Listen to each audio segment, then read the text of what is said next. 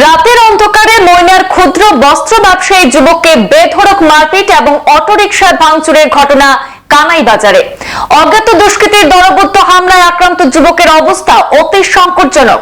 Silchar medical college হাসপাতালে মৃত্যুর সঙ্গে পাঞ্জা লড়ছেন আক্রান্ত ক্ষুদ্র বস্ত্র ব্যবসায়ী যুবক রুহুল আমিন। ক্রমাগত শারীরিক অবস্থার অবনতি হতে থাকায় রাখা হয়েছে লাইফ সাপোর্টে। ঘটনা বিস্তারিত জানিয়ে পাথাকান্দি পুলিশে এজাহার দায়ের করে সুবিচার চেয়েছেন বৃদ্ধা মা। ঘটনার বিবরণে জানা গেছে, পাথারকান্দি থানা এলাকার ময়না জংলাটুকের মৃত রইস আলীর পুত্র পেশায় ক্ষুদ্র বস্ত্র ব্যবসায়ী, বয়স আনুমানিক 39-এর রুহুল আমিন নিজের একটি অটোরিকশা নিয়ে জেলার নানা প্রান্তের বাজারগুলিতে গিয়ে বস্ত্র বিক্রি করেন। প্রতিদিনের মতো গতকাল একই থানা এলাকার কানাই বাজারে বিক্রি ভাট্টা শেষ করে সেখানে বাড়ি ফেরার পথে রাত আনুমানিক 9টা নাগাদ সেখানকার বাজার এলাকাতে 3 জনের একটি অজ্ঞাত দুষ্কৃতী দলের হামলার শিকার হন বলে অভিযোগ রয়েছে। দুর্বৃত্তরা অতর্কিতভাবে বস্ত্র ব্যবসায়ীর যুবকের পথ অবরোধ করে তাকে বেধড়ক মারপিটের পাশাপাশি AS 10AC 4862 নম্বরের অটোরিকশাটি ব্যাপক ভাঙচুর চালায়। ভারী অস্ত্র দিয়ে যুবকের চোখ এবং মাথায় আক্রমণ চালানো হয় বলে অভিযোগ রয়েছে। ঘটনাস্থলে আশপাশের মানুষ বিষয়টি বুঝে ওঠার আগে হামলাকারী 3 জনের দুর্বৃত্ত দল পালিয়ে গা ঢাকা দিতে সক্ষম হয়। স্থানীয়রা সংকটজনক অবস্থায় যুবককে উদ্ধার করে প্রথমে পাথারকান্দি হাসপাতালে এবং অবস্থা বেগতিক থাকায় পরবর্তীতে করিমগঞ্জ সিভিল হাসপাতাল হয়ে রাতে শিলচর মেডিকেল কলেজ হাসপাতালে পাঠানো হয়েছে। শেষ খবরে জানা গেছে, আক্রান্ত যুবকের অবস্থা মোটেই সুবিধাজনক নয়, এখনো ফিরেনি তার জ্ঞান।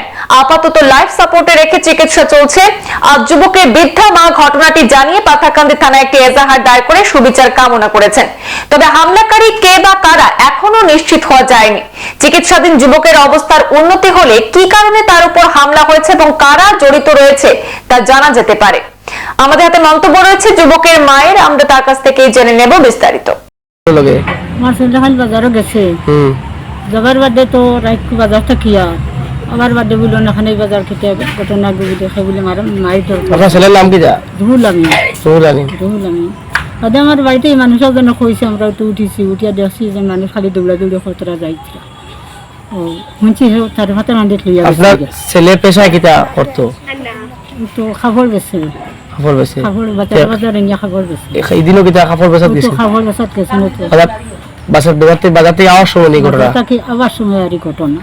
আচ্ছা, ও বস্তা উস্তা ইটা আসলো বাড়িতে আনি মানুষের জন্য আনি গাড়ি আনিয়ে নামাইয়া দিয়া দিচ্ছে। হ্যাঁ, ও আদৌ তো শুনছি ফাতাকান্দিত গেছে গিয়ে, আমি তো আর গেছি না।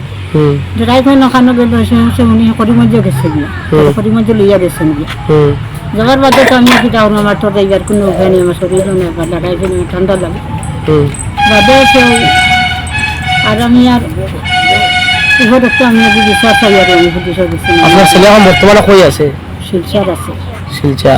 তার অবস্থা কিটা? অবস্থা হয়তো চকুত বেশি জ্বালা যন্ত্রণা করে। আচ্ছা, চকুত বেশি জ্বালা যন্ত্রণা করে। রবীন্দ্রকে বলে তোমার রেফার দিলাইছে শিলচর। আপনি কিটা চাই না? আমি আর করতে চাই না, আমি পুলিশের কাছে বিচার চাই। আমি অসুস্থ, আমি বিচার চাই। সংবাদ এই পর্যন্তই, ফিরছি পরবর্তী অন্যান্য আপডেট নিয়ে। ধন্যবাদ।